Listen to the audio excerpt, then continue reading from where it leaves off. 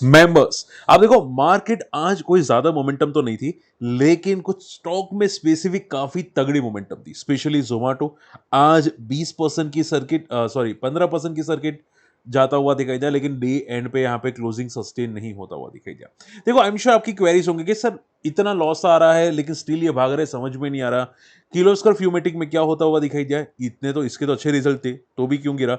India cement, Swiggy, 361, ये सब कुछ डिस्कस करने वाले हैं, ठीक है। लेकिन देखो आप लोग ये वीडियो पॉज करके मुझे कमेंट जरूर करना कि आपको क्या लगता है ये जोमेटो क्यों भागा, ठीक है। जिनको नहीं पता है मुझे, या जिनको पता है कमेंट जरूर करना, ठीक है। और हाँ, बीसीजी की केस स्टडी आज 7 बजे आ जाएगी, तो आप जाके चेकआउट जरूर कर लेना। और डिटेल मैंने एक्सप्लेन किया है, और इसका जो रेफरेंसेस है वो मैं थोड़ी देर में वीडियो के कमेंट में ऐड कर दूंगा, तो आप रेफरेंसेस भी जाके चेकआउट कर सकते हैं। ओके, चलिए।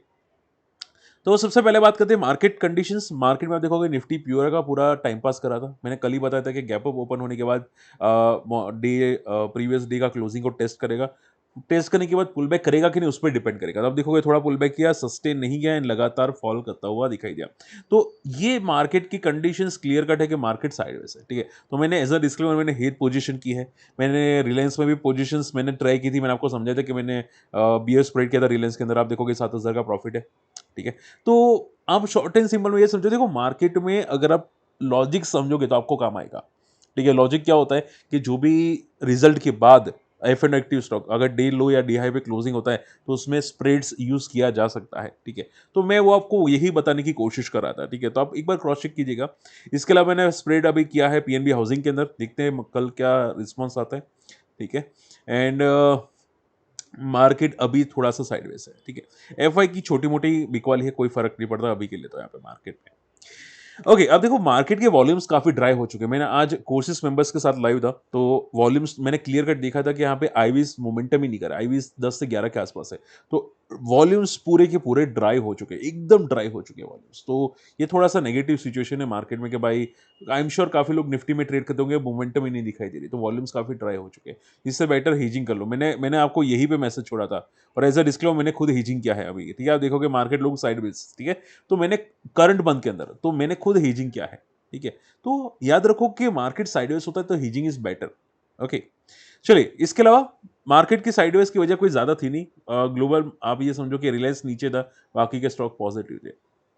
ओके, सबसे बात आती है जोमेटो इटर्नल की। भाई ये कैसे हुआ कि सर कंपनी का लॉसेस 90% गिरा है, लेकिन बंदा यस्टरडे 5%, आज 15%, समझ में नहीं आ रहा, ठीक है। आई एम श्योर अगर देखो किसी को समझ में आ रहा है कमेंट करना वीडियो पॉज करके, ओके। मैं आंसर कर देता हूं। देखो पहले तो देखो, आप अगर आप लोग ये बात नहीं समझ पाते, जो लोग नहीं समझ पाते उनका नजरिया कभी लंबा है ही नहीं, ठीक है।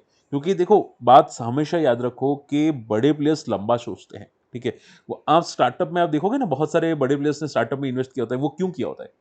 वो इसकी वजह से किया होता है कि भाई फ्यूचर में ये बड़ी कंपनी बनेगी, बड़ा ग्रोथ करेगी, ठीक है। उसका बेस्ट एग्जांपल अगर आपको मैं बताने जाऊं तो इटर्नल पहले लॉस मेकिंग कंपनी थी, कितने सालों में लॉस किया, कितना लॉस किया। उसके बाद आप यहां पे देखो इतना सारा लॉसेस करने के बाद अभी रिसेंटली तगड़े प्रॉफिट में आई है, ठीक है। तगड़े प्रॉफिट में ही है ना। और इनका रेवेन्यू सेल्स लगातार स्ट्रांगली बढ़ रहा है। क्या उस टाइम पे किसी ने सोचा था कि 400 करोड़ का सेल आज 30,000 करोड़ का सेल हो जाएगा? नहीं सोचा था, ठीक है। अभी क्या हुआ, अभी क्या ट्विस्ट आया? तो अभी ये ट्विस्ट आया कि इटर्नल ने यानी कि जोमेटो ने जो ब्लिंकिट को खरीदा था, ठीक है। अब ब्लिंकिट का जो रेवेन्यू है वो जोमेटो से भी बढ़ चुका है। क्या? ब्लिंकिट का रेवेन्यू जोमेटो से भी बढ़ चुका है। तो आप सोचो कि जोमेटो ने जो प्रॉफिट जनरेट किया था 350 करोड़, अगर ब्लिंकिट भी जनरेट कर लेता है तो कितना तगड़ा प्रॉफिट जनरेट होगा, वो सोचो, ठीक है। कितना तगड़ा प्रॉफिट होगा। तो आप ये समझो दोनों के डबल प्रॉफिट आने वाले हैं जोमेटो के लिए, और उसकी वजह से भागा है, ठीक है। आपको भरोसा नहीं तो आप यहां पे फोकस करो। सी, आप देखोगे यहां पे जोमेटो का जो फूड डिलीवरी बिजनेस है उसका रेवेन्यू है 2200 करोड़। ब्लिंकिट का अकेले का रेवेन्यू है 2400 करोड़, ठीक है। अब मान लो जोमेटो यहां पे 90 करोड़ का प्रॉफिट करता है, ठीक है, और ब्लिंकिट डेफिनेटली आज नहीं तो कल फ्यूचर में प्रॉफिट आएगी, ठीक है। तो आप सोचो दोनों का तगड़ा प्रॉफिट जनरेट होगा, ठीक है। और उसी की वजह से यहाँ पे इटर्नल जोमेटो बड़ा बन चुका है। तो आप ये समझो कि आज नहीं तो कल, कल नहीं तो परसों, परसों नहीं तो तरसों, ये जो आपको 3 डिजिट वाली कंपनी दिखाई दे रही है ना, आज नहीं तो कल आपको 4 डिजिट में दिखाई देगी, ठीक है। 3 डिजिट या 4 डिजिट। हालांकि देखो रिकमेंडेशन नहीं कर रहा हूं, लेकिन मैं आपको बता रहा हूं कि बड़े प्लेस के फ्यूचर प्लान क्या होते हैं, ठीक है? तो फ्यूचर का इनका इतना स्ट्रॉन्ग है कि भाई बात जाने दो, ठीक है? उन्होंने नए स्टोर्स भी ऐड किए हैं। माना जा रहा है कि कंपनी का आगे बहुत तगड़ा ग्रोथ हो सकता है, कंपनी ने खुद स्टेटमेंट्स दिए हैं, ठीक है? तो स्टेटमेंट तो डेफिनिटली अलग बात है, लेकिन कंपनी का जो ये ब्लिंकिट का रेवेन्यू जनरेट हुआ ना, ये बहुत तोड़-फोड़ था और उसी की वजह से ज़ोमैटो इतना भागा। आप सोचो, ठीक है? ज़ोमैटो जितना प्रॉफिट जनरेट करे, उतना फ्यूचर में ब्लिंकिट करेगा, ठीक है? तो उसी की वजह से बोलते हैं ना डबल बोनंज़ा हुआ और उसकी वजह से भाई सर्किट में चला गया। बात समझ में आई? तो पैनिक नहीं होना चाहिए। शॉर्ट टर्म का व्यू क्या है मुझे भी नहीं पता, ठीक है? शॉर्ट टर्म में क्योंकि ऊपर सस्टेन नहीं करा 15% की मोमेंटम करने के बाद। बट आप ये समझो ये चीज़ ज़ोमैटो के लिए बहुत, बहुत, बहुत पॉजिटिव है, ठीक है? तो शॉर्ट टर्म में थोड़ा पैनिक होना चाहते हो सकते हैं, लेकिन लॉन्ग टर्म में पैनिक नहीं होना। बात समझ में आ रही है? ठीक है? तो ये बात याद रखिएगा, रिलैक्स रहो, माइंड शांत रखो, जितना माइंड शांत रखोगे उतना पॉजिटिव होगा। उसके अलावा अगर आप देखोगे लॉन्ग टर्म का यहाँ पे जो रेजिस्टेंस है वो 300 का है। 300 के ऊपर अगर सस्टेन करना स्टार्ट कर देता है तो भाई शॉर्ट टर्म के लिए भी ब्रेकआउट होगा, ठीक है? तो वो याद रखिएगा शॉर्ट टर्म में लेवल्स कितना सस्टेन करता है वो देखना पड़ेगा।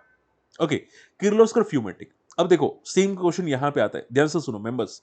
देखो मेरे वीडियोस न्यूज़ के साथ इन्फॉर्मेटिव भी होते हैं ताकि आपको समझाए कि भाई क्या चल रहा है, ठीक है? अब देखो मान लो आप पूछे कि सर इटर्नल में या ज़ोमैटो में लॉस आया, ठीक है? इतना कम प्रॉफिट आया, इतना कम प्रॉफिट आप देखोगे 250 करोड़ की जगह 25 करोड़ का प्रॉफिट आया, ठीक है? तो भी बंदा क्रैश हुआ। तो भी बंदा 15% सर्किट मारता हुआ दिखाई दिया। लेकिन किर्लोस्कर फ्यूमेटिक जिसके रिजल्ट्स आप देखोगे ईयर टू ईयर बेसिस पे हल्के से डिप है, एकदम माइनर से डिप है, ठीक है? तो ये इतना क्यों गिरा? सिंपल बात है। देखो, इटर्नल में फ्यूचर ग्रोथ को देख के यहाँ पे तगड़ी एंट्री आती हुई दिखाई दी बड़े प्लेयर्स की। लेकिन किर्लोस्कर फ्यूमेटिक में ऐसा कोई तोड़फोड़ रिजल्ट नहीं आएगा फ्यूचर में, ठीक है? इसका रिजल्ट जो होगा वो 10% 20% का ग्रोथ होगा, ठीक है? ज़ोमैटो का ग्रोथ इससे ज़्यादा है, इससे कई गुना ज़्यादा है। इसकी वजह से भाग रहा है। बात समझ में आ रही है?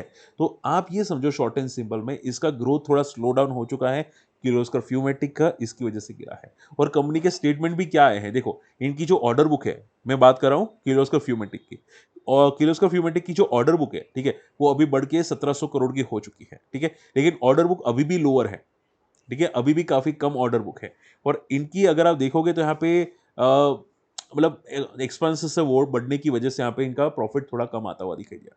ठीक है? तो पॉइंट क्या है किर्लोस्कर फ्यूमेटिक खराब है नहीं, ठीक है? बट रिसेंटली काफ़ी भागा था, प्लस ये इसका ग्रोथ थोड़ा स्लो डाउन हो चुका है, इसकी वजह से ये थोड़ा फॉल करा है, ठीक है? तो इटर्नल और फ्यूमेटिक को कंपेयर नहीं किया जा सकता किर्लोस्कर फ्यूमेटिक, दोनों का चीज़ें अलग-अलग है, फ्यूचर ग्रोथ अलग-अलग है। बात समझ में आई? तो शॉर्ट एंड सिंपल में हमेशा माइंड क्लियर रखना आपको काम आएगा, ठीक है? चलिए, तो देखो ऐसे ही स्टॉक रडार पे रखो और उसी की वजह से मैं आपको बहुत सारे स्टार्टअप कंपनीज के बारे में याद करवा रहा था आपको, अगर आपको पता है तो पीबी फिनटेक हो गया, कार्ट्रेड हो गया कि भाई कार्ट्रेड में तो पता है ऑनलाइन सेलिंग होने वाली, पीबी फिनटेक पॉलिसी बाजार ऑनलाइन सेलिंग होने वाली है, ठीक है? कस्टमर बढ़ते रहते हैं, तो ये चीज़ें आपकी ही काम आने वाली है। बात समझ में आई? चलिए आई होप ये सभी चीज़ें क्लियर आपके हो चुकी है। ओके। और हाँ, याद रखिएगा किर्लोस्कर फ्यूमेटिक 11% फॉल हुआ है, यानी कि इंपॉर्टेंट लेवल्स तोड़ चुका है। कोई भी कंपनी अगर 7% से ज़्यादा फॉल करती है आफ्टर लिस्टिंग, वो नेगेटिव हो जाती है शॉर्ट टर्म के लिए, यानी कि 3 महीने, 4 महीने, 5 महीने नेगेटिव हो जाती है। तो रिकवरी पॉसिबल कम हो जाएगी। आप ऐसा मत समझो कि यहाँ से तगड़ा रिकवर होगा। ये उल्टा साइडवेज टू नेगेटिव रहने की ज़्यादा चांसेस है, शॉर्ट टर्म की बात है, नॉट लॉन्ग टर्म। ओके? चलिए, इसके अलावा डालमिया भारत एंड आज देखो आज इंडिया सीमेंट काफ़ी तोड़-फोड़ भागा। और सीमेंट सेक्टर में माना ये जा रहा है कि यहाँ पे इनका बिज़नेस काफ़ी इंप्रूव हो चुका है एंड आगे जाके और बेटर बिज़नेस हो सकता है सीमेंट सेक्टर्स का और उसकी वजह से इंडिया सीमेंट भी भागा था। मैंने कल आपको इंडिया सीमेंट के नंबर्स एक्सप्लेन किए थे अगर आप लोगों को पता हो तो, कि मुझे नंबर्स बहुत पसंद आए, ठीक है? मुझे बहुत-बहुत पसंद आए। मैंने ये इसलिए आपको बताया था कि भाई इसमें टर्न अराउंड आपको दिखाई दे रहा है, इंडिया सीमेंट्स में, ठीक है? तो ये अगला आप बोल सकते हैं रिलायंस और जिस टाइप का है। तो ये गैप डाउन ओपन हुआ था, जिस दिन रिजल्ट आया था उसके बाद 5% गैप डाउन था, रिकवर हुआ उसी दिन, ठीक है? 1% की नेगेटिव क्लोजिंग थी एंड देन आज 8% ऊपर, ठीक है? तो पॉइंट क्या आ जाता है, हमेशा फ्यूचर माइंड को रखो।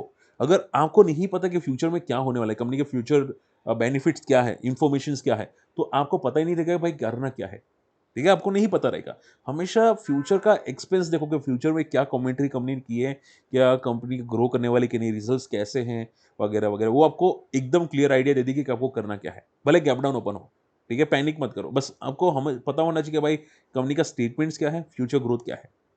ओके, सो ये बात याद रखिएगा, ये इंडिया सीमेंट बहुत जल्द ब्रेकआउट करता हुआ आपको दिखाई दे सकता है, लाइफ को ब्रेक करता हुआ दिखाई दे सकता है। चलिए, इसके अलावा स्विगी, जोमेटो के साथ साथ स्विगी भागा, ठीक है। अब देखो, जोमेटो स्विगी दोनों अलग है, ठीक है। जोमेटो भागा ब्लिंकिट की वजह से, नॉट जोमेटो खुद की वजह से, वो ब्लिंकिट की वजह से भागा। स्विगी में कोई ब्लिंकिट ब्लिंकिट तो है नहीं, ठीक है।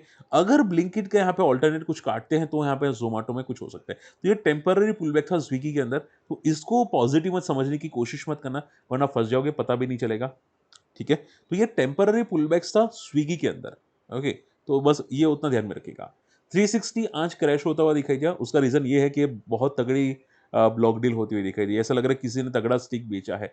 अब किसने बेचा वो बाद में पता चलेगा, ठीक है, if I am not wrong, ये बाद में पता चलेगा। लेकिन 360 भी काफी अच्छा था, लेकिन ये भी काफी इंपॉर्टेंट लेवल्स को तोड़ता हुआ दिखाई दिया, ठीक है। अब इसका अगला इंपॉर्टेंट सपोर्ट अगर बात करनी है तो 900 के आसपास है। अगर ये 900 तोड़ता है, माफ कीजिएगा, 800 से 900 का एक रेंज है, अगर 800 से 900 तोड़ रहा है तो एक प्रॉब्लम क्रिएट कर सकता है।